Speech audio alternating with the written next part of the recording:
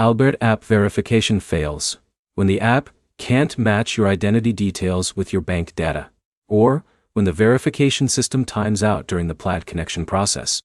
By the end, you'll know exactly why Albert verification fails, how to fix it step by step, and what to check so it actually completes without looping errors. Start with the most common issue.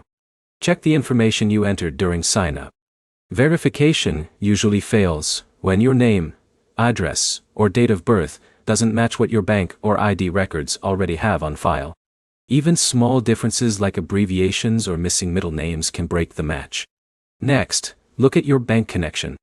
Albert uses a third-party system to verify your bank. If that connection is unstable, the verification process fails even if your details are correct.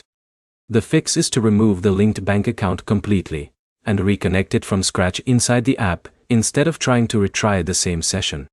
Now check for identity verification loops. Sometimes Albert asks for repeated verification because the session expires before you finish all steps. This happens when the app is left idle or when you switch screens during the process. Restart the app, complete the verification in one continuous session, and avoid switching apps mid-process. Another issue is outdated app data.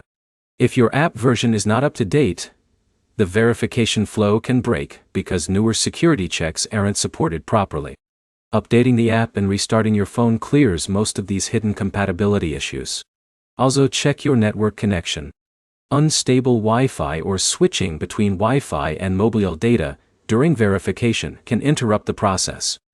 A stable connection is important because verification requests are sent in real time and don't always resume where they left off. If everything still fails, reset the process. Log out of Albert. Clear the app cache.